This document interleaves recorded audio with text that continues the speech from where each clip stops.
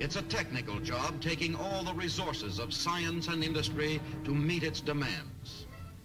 The animation of the enemy is no longer a soldier looking through field glasses. It's a mathematical process run by soldier scientists. Delicate instruments which see the flash of enemy guns and give their location in terms of a compass reading, making it a matter of seconds before an artillery gun pounds the target into silence, or microphones used as listening posts.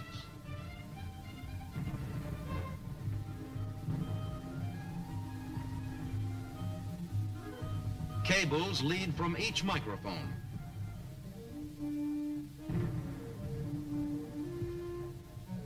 And the press of a button gives the Army a battery of ears. From the recording of the sound impulses, calculations are made which give the range and direction of the enemy artillery. And in the world of weather, the radio sonde, an instrument which continuously transmits humidity and pressure readings, is carried aloft by hydrogen-filled balloons. Technicians on the ground listen in to the weather above, and forecasts are made. Radar is used to search out enemy mortar shells. When a shell is spotted, it is tracked by radar and its arc of flight revealed. Plotting backwards, the specialists trace the original path of the shell back to the enemy mortar, and another target is ready to be destroyed. This is science behind the combat team. Science is also used by the Signal Corps, fighting its war of communication in the thick of combat, stringing telephone lines, snapping battle orders over spluttering hand radios, acting as the Army's nerve system, linking the individual efforts into a master plan. However hard the going, the long tentacles of communication are stretched out. If ground obstacles get too tough for the pole climbers, they lay the wire by plane. If it can't be done the modern way, then they will do it the old way. Sturdy, sure-footed mules often replace the jeep in the rugged country of Korea. Using everything they can, Signal Corps linemen get the job done. Communication with forward areas not yet linked by permanent lines is effectively established by the use of the pigeon service. In unique situations, pigeons are used on infantry and tank patrols into enemy territory when radio silence must be maintained or when foot messengers would be exposed to heavy enemy fire. Forward command posts also use pigeon carriers to send messages back to Corps headquarters.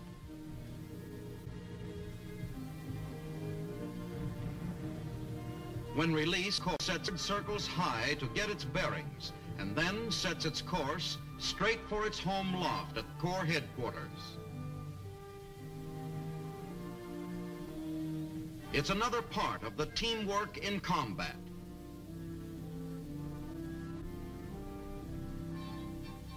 The information gets through, and a new fire mission begins.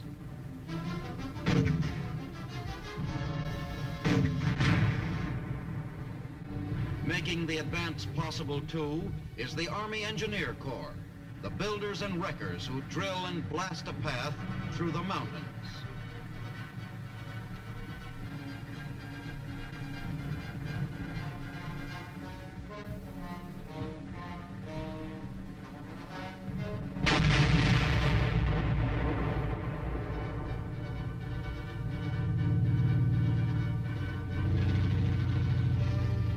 Repairing roads and bridges. The Army construction workers do their part to keep the fighting machine rolling smoothly, searching for mines and removing their sting.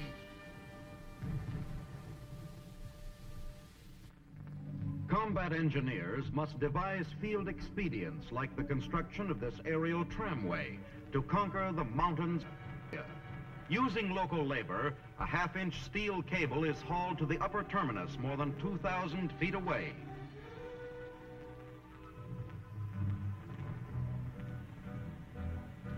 At the hilltop, deep holes are drilled into solid rock to provide firm anchorage for the tracked cable.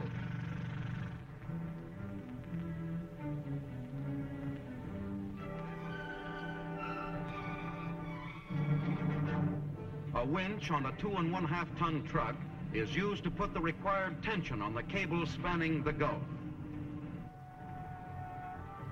Again improvising, engineers modify a rear wheel of a 3/4 ton truck to allow the vehicle's engine to serve as motive power for the traction cables which will raise and lower the sky car.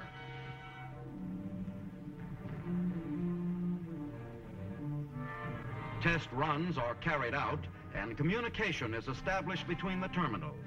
Then, supplies are loaded on the tramway for the first trip along its 2,000-foot cable up to the 500-foot summit.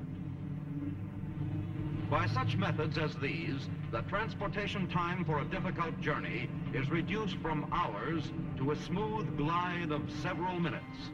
The engineers fulfill another vital function. Further strengthening the combat team, the Army has its airborne assault force, a rugged fighting unit in itself, equipped with artillery and heavy weapons. Held in the rear for special assignments, it can hurtle from out of the sky a complete regiment fully armed for combat. Before the paratroopers join the battle, there is equipment to be checked and prepared for the drop. Chutes must be examined and folded with precision. Artillery and other heavy weapons must be lashed to their landing boards. Huge C-119 transports wait to take on their cargo. The equipment they carry is heavy and space counts. Special rollers make it easy to load the heavy equipment onto the waiting planes.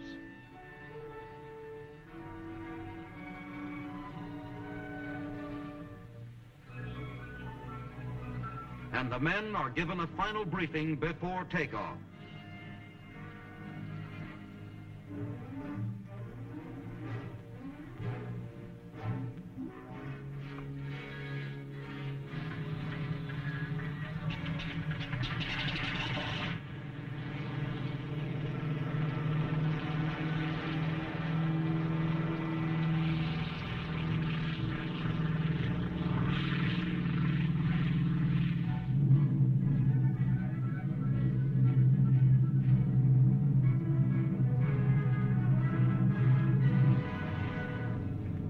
Light flashes from the pilot signaling the drop zone has been reached, and one by one the men hit the silk, followed by their weapons.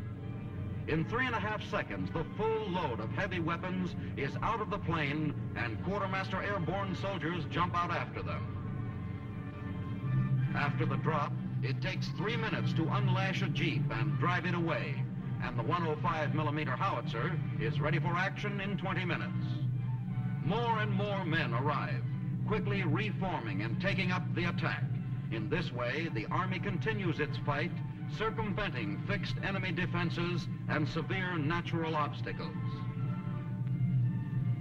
By using parachute drops, fighting units cut off from the main fighting body can be kept fully supplied with food and weapons.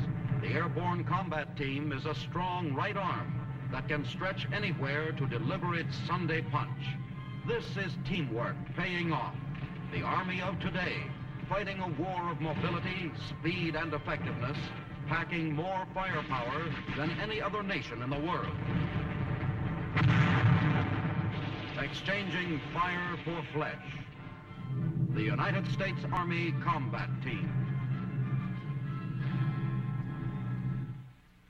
That's your Army in action today, fighting with firepower and teamwork. Now we'd like you to meet Lieutenant Colonel Robert B. Pridgeon of Henderson, North Carolina.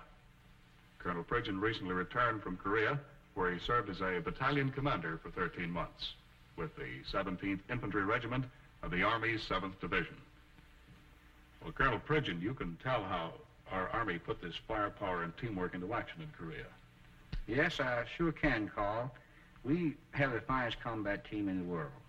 It really makes our soldiers have confidence in the Army to look around them as they move into the attack, see tanks, infantry, everything we have moving right along with them. Let's talk about our weapons. How did ours compare with the enemy's? Well, our weapons are far superior to anything that the enemy has thrown at us to date.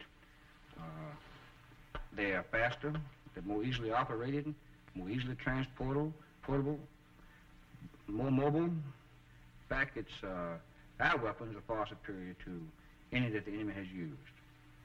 Army aviation over there in Korea, this helicopter and the small plane, they were part of the combat team too, weren't they? Well, yes, the helicopter has really a step in the right direction, I think. We used it in Korea, in my unit, primarily for evacuation.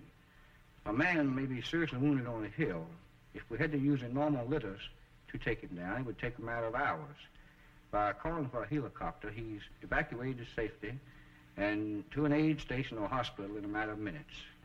Also, they occasionally bring up mail and hot rations to the troops on top of those hills. Well, certainly the helicopter was an important part of our combat team in Korea, wasn't it? Yes, I saw that helicopter. I didn't have any experience with it. It's very good. It'll transport a squad and with equipment to the top of those hills. Whereas if the squad had to walk, it would take 6 to 10 hours. They can now get there in a matter of minutes. Mm-hmm. It takes a good deal of time to get up to the top of the hill over there, doesn't it? Especially when you have to fight your way up, Colonel. It may take days, Carl, at times. Mm-hmm. Well, now, let's talk about the methods of fighting. How did our methods compare with the enemy's? Well, the enemy normally attacked at night. He attacked in waves, utilizing masses of troops. The first wave would be armed only with hand grenades.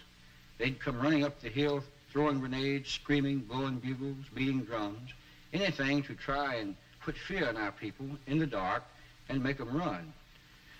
They ran right into our machine guns with just get mowed down, keep coming. Mm-hmm. It's quite a contrast. We have a good deal more respect for the individual soldier, haven't we? And that's why we use this firepower. That's true. We utilize our firepower a lot of times in place of personnel. Mm-hmm. Well, all in all, Colonel, how would you say this combat team worked out in Korea? To a great advantage, Carl.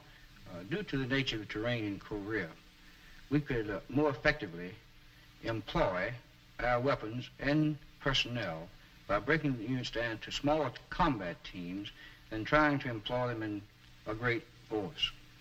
Thank you, Colonel. You've given us a good picture of how we put this teamwork and firepower onto the battlefield. That's the way we fight in a combat team. Units working together, welding their firepower into a great fighting machine that is your Army today. Thank you, Colonel Pridgeon, for being with us. Next week on our Big Picture, we'll tell you about the Army's citizen soldier. We'll talk about the information and education program. We'll point out how this soldier of ours has become the best informed, the best educated soldier in the world today. This is Captain Carl Zimmerman inviting you to be with us then.